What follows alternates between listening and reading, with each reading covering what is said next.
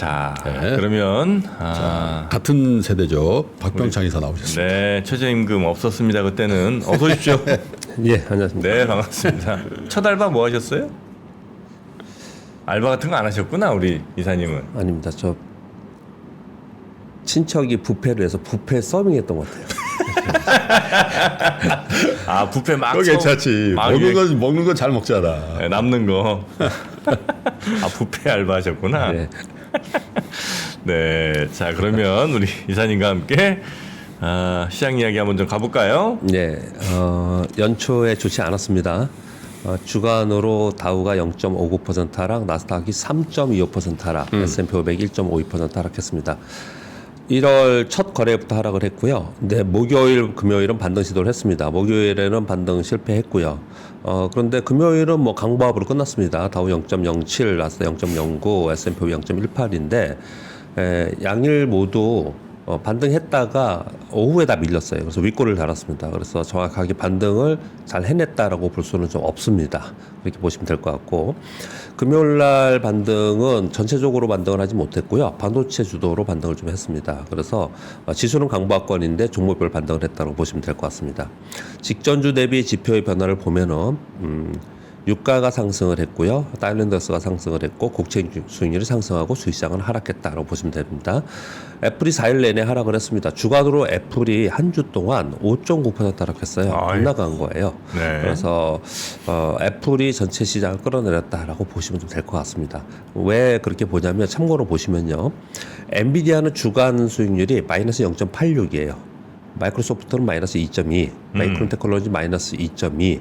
이 얘기는 애플이나 일부 종목이 더 많이 하락을 했고 전체적으로 반도체나 그동안에 올랐던 종목들이 막 때려맞고 빠진 그런 부분은 좀 아니다. 그렇게 좀 보시면 좀 될 것 같습니다. 미국 시장 그렇게 말씀드리고요. 우리 시장은 보시면 주간으로 코스피가 2.9% 하락했는데 코스닥은 1.36% 상승했습니다. 네. 상대적으로 코스닥 및 개별 종목들은 각자 플레이했다 이렇게 보시면 될 것 같고, 그러면 코스피는 왜 더 많이 하락을 했나? 뭐 여러분 이제 다 아시다시피 국내 기관 특히 금융투자의 배당 차익 거래의 프로그램 매수가 매도로 바뀌면서 되돌림 매도가 나오면서 코스피가 주중에서 하락이 컸다라고 보시면 될 것 같습니다. 네. 미국 시장이 불안해지면서 연말 배당 연계 차익 거래가 매몰화됐다고 보시면 될 것 같고, 지난주에 가장 많이 오른 쪽은 코스닥의 2차 전지예요. 2차 전지가 급반등을 했습니다. 그래서 에코프로비엠과 함께 소재 쪽이 가장 많이 반등을 했고요.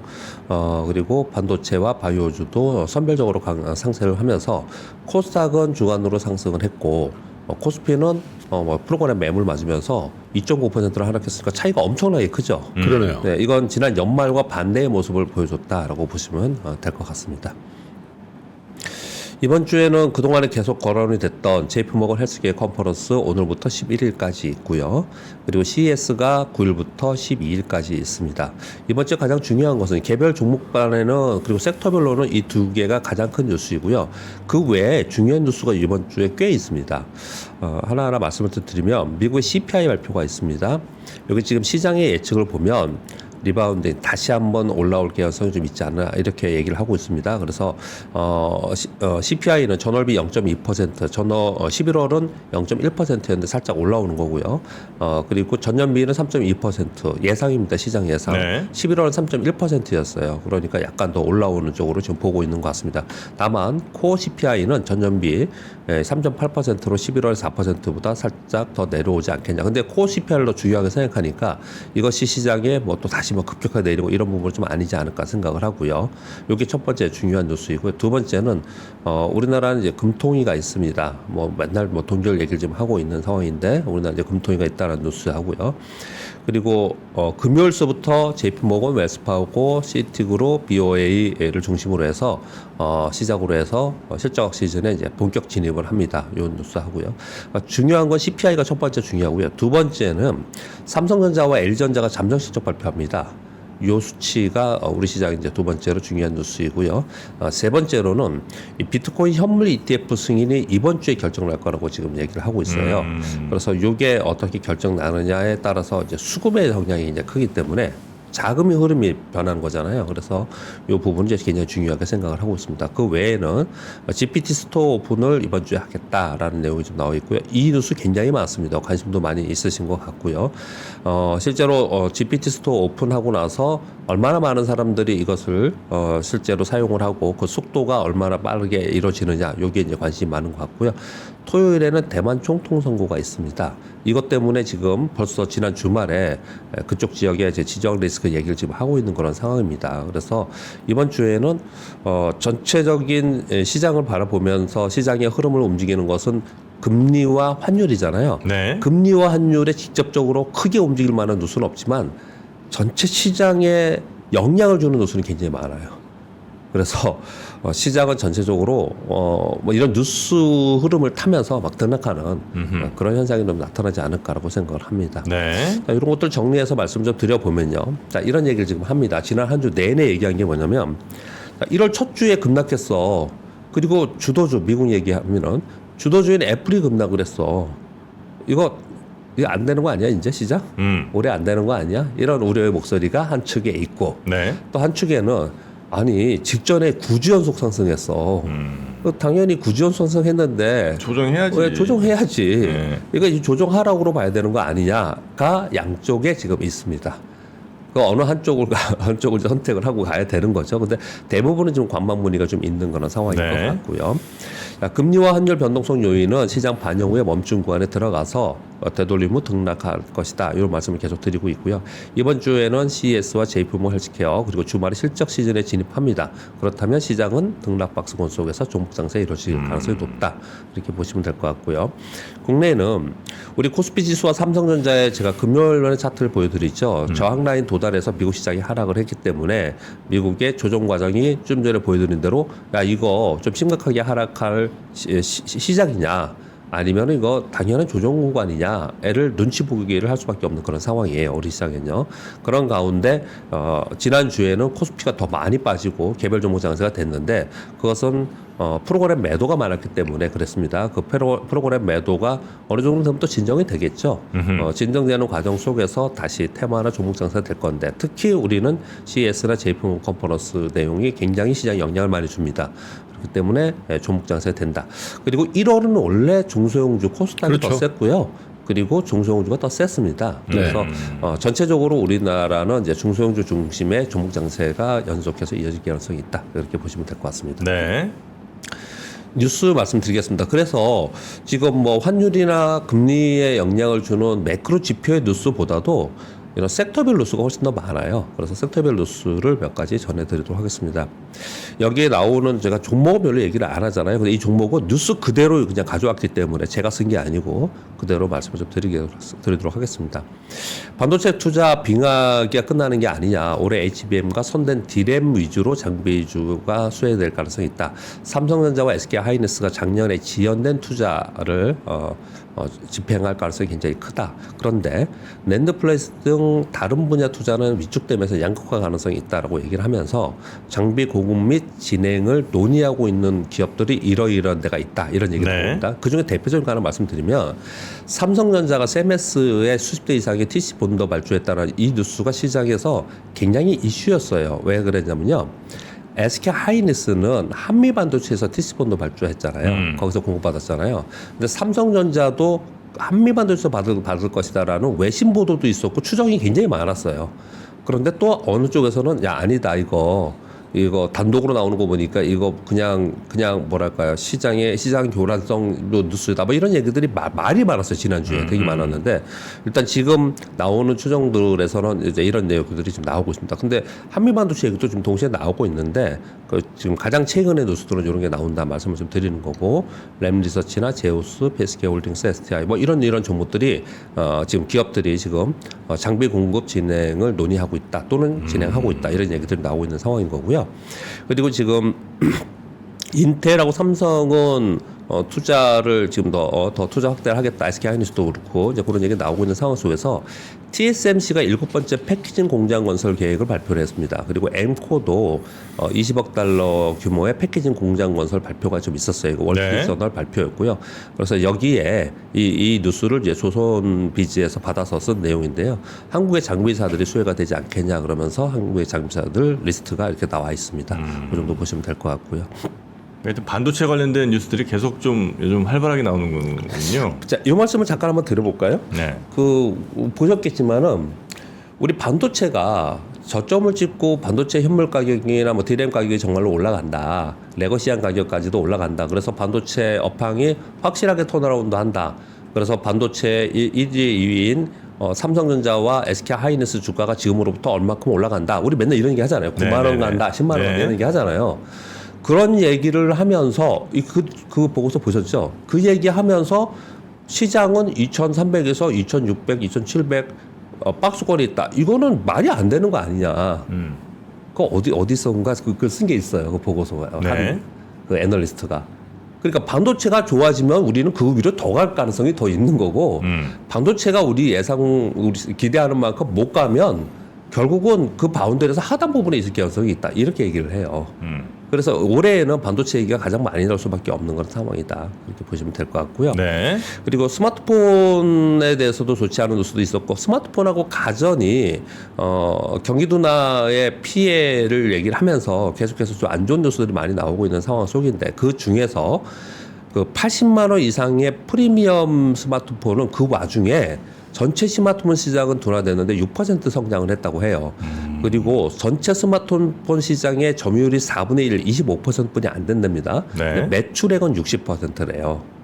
당연히 그렇겠죠. 스마트폰에서. 근데 프리미엄 스마트폰 시장이 점차로 성장하고 있기 때문에 프리미엄 부분의 차별화와 브랜드 이미지 구축으로 인해서 이 시장이 주도하는 이쪽은 계속 성장할 가능성이 있다. 이건 그럴 거라고 생각이 들죠. 왜냐하면 올해 AI 스마트폰이 나오기 때문에 더 그럴 가능성이 있어 보입니다. 그렇게 얘기를 좀 하고 있는 상황인 것 같고요. 그리고 지난주 목요일 날 나온 뉴스인데요. 퀀텀 스케이프가 급등을 한 적이 있었습니다. 이게 폭스바겐의 양극재 없는 고체 리튬 금속 셀 기술. 요 영어를 제가 그대로 해석을 해서 이렇게 나왔습니다. 양극재가 없는 고체 리튬. 한마디로 얘기하면 고체 배터리 얘기하는 거예요. 전고체 같은 전고체 배터리 얘기하는 거예요. 네. 그게 테스트 성과에 의미 있는 성과를 냈다라는 게 나오면서 이렇게 급등한 바가 있어요. 이런 부분도 지금 계속해서 얘기가 나오고 있다라는 말씀 좀 드리겠고요. LG화학에서 희귀 비만 신약의 그 파이프라인을 미국 리듬팜의 슈티머컬스에 기술 수출을 해서 약 4천억 규모 선급금 1,300억 꽤 많이 받은 겁니다. 이런 뉴스가 하나 좀 있었습니다. LG화학이 예전에 LG생명과학이 따로 있었어요. LG화학하고 LG생명과학. 예전에 따로 있었는데 LG생명과학이 LG화학하고 합병한 거잖아요. 그래서 그렇죠. LG화학에 이쪽 신약 개발 파트가 있어요. 본부가 따로 있어서 이쪽도 굉장히 큽니다. 그래서 그렇게 보시면 좀 될 것 같고요. LG생건이 있지 않아요? 그건 다른 회사. 따로 그건 완전 다른 따로 회사고. 있고. 그건 화장품이나 샴푸 만드는. LG생활건강에 그렇게 따로 있습니다. 네. 그래서 예전에는 LG생명공학이 굉장히 생명과학이었나요? 그래서 굉장히 컸어요. 그렇죠. 중요했어요 우리 시장에서. 근데 지금 LG화학으로 들어가 있어서 별 얘기가 없는데 이런 뉴스가 나온 거에 대해서 왜 LG화학이 이런 거 이렇게 혹시 생각하시는 분 있을까 봐 제가 부연 설명을 드린 겁니다. 그리고 마이크로소프트가 이번 CES에서 30년 만에 그 윈도우용 키보드에 AI 버튼을 삽입한다라는 CNBC 뉴스가 있었습니다. 이거 재밌죠? 우리 이 자판기 있잖아요. 키보드에 AI 키를 넣는다. 네.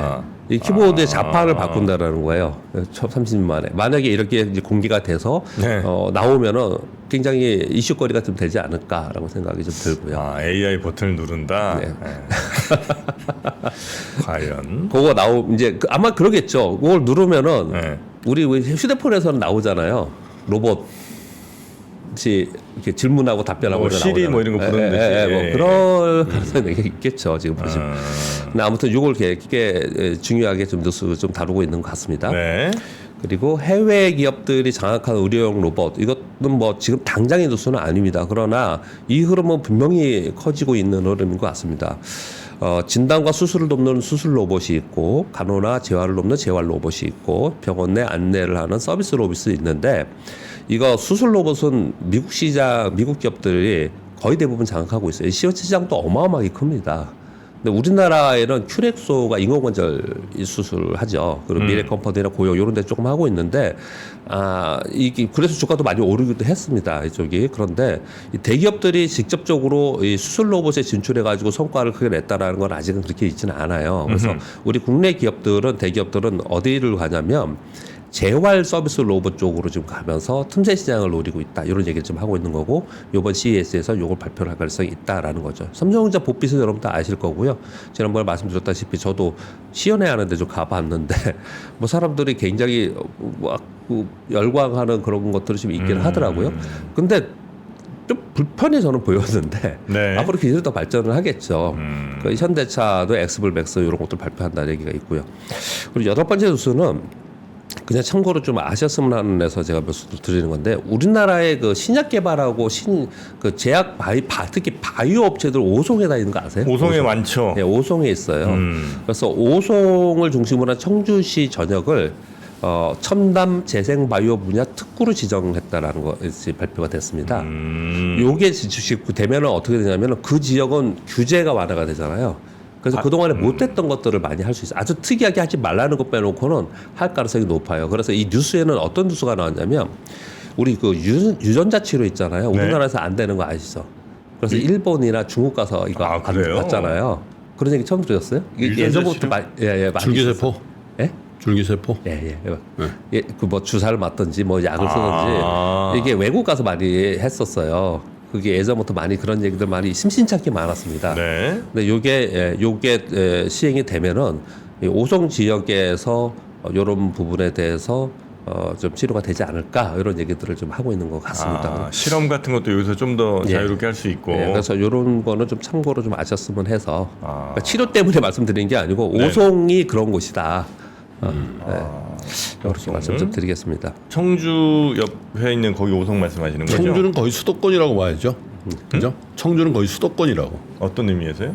아니 근데 그 아니 근데 나오는 거 보니까 대세청 당황하시. 대세청은 이제 우리 저기 한반도 중부 지역의 메가시티죠 이제. 네. 글로 가야죠. 대전, 세종, 청주. 예. 근데 대전보다는 청주가 훨씬 더 수도권 같은 느낌이 든다고. 대전만 해도 좀 멀게 느껴져요. 청주는 가깝고요? 청주는 되게 가까워요.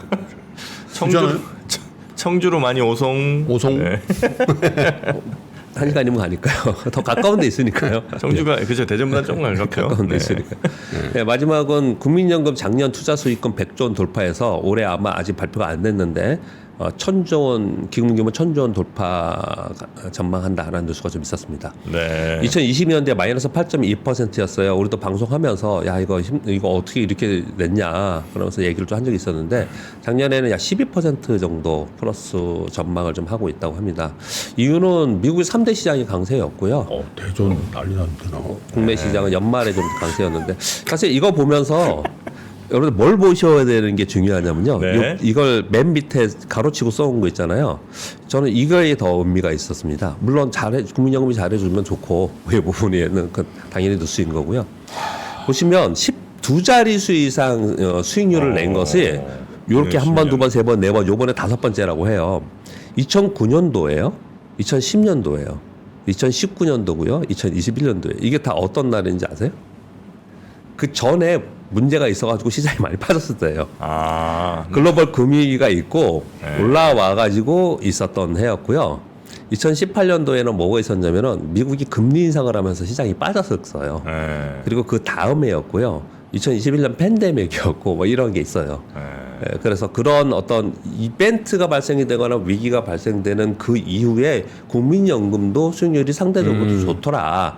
그러면 우리가 연으로 따졌을 때 우리가 투자해야 되는 시기를 전략적으로 어떻게 잡아야 되는 보면 답이 나오는 거죠. 그래서 근데 이제 이 국민연금은 물론 이제 그 전년도에는 또 되게 뭐 투자 수익금이 좀 안 좋았고 뭐 어차피 시장이 뭐 안 좋으니까 뭐 그건 그렇다 치더라도 지금 걱정하셨던 게 그 해외 상업용 부동산 아닙니까? 그렇죠. 여기 엄청난 투자요. 대체 투자. 네, 엄청 투자를 해놨다는 거예요. 하여튼 언론이 국민연금 깰 때 막 깨잖아? 그러면 사면 돼.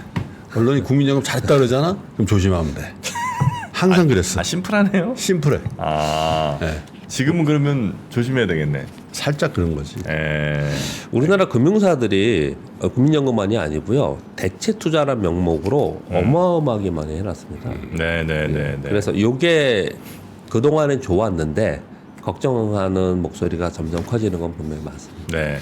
일단 뭐 청주는 사과하고 넘어가시죠. 우리 프로그램에 역시 정프로 때문에 그런지 대전을 그렇게 무시하는 거는 이해할 수 없습니다. 아니, 솔직히 대전 무시한 게 아니라 대전 광역시고요. 솔직히 제가 저 대학교 때 가장 먼저 방문한 도시가 대전이에요. 은행동, 탐방동 재밌게 놀았어요. 근데 왜 무시하신 거죠? 무시라니 무슨 무시예요? 대세청. 청주는 수도권이고 대전은 시골이고. 아니 김시덕 박사 그렇게 얘기했잖아요. 그래서 갑자기 김신동 박사한테 책임을 미루세요. 못 청주 뭐. 못 되셨습니다. 자, 여러분 저는 이제 대전 내 아들이잖아요. 저를 보고 좀 용서해 주시기 바랍니다. 네. 잘못했습니다. 자, 우리 박병창 이사님 고생 많으셨고요. 내일 아침 다시 뵙겠습니다. 감사합니다. 세계 최대의 테크쇼 CES 2024 3프로TV 취재팀이 미국으로 떠납니다. 기업 여러분도 함께 가시죠? 시간과 비용이 부담이라 못 가신다고요? 그래서 3프로TV가 준비했습니다. CES 2024 총정리 끝판왕 3프로TV 영상 리포트. 정확하고 확실한 3프로TV 영상 리포트를 만나보세요. 관련 문의는 하단 메일을 참고해주세요.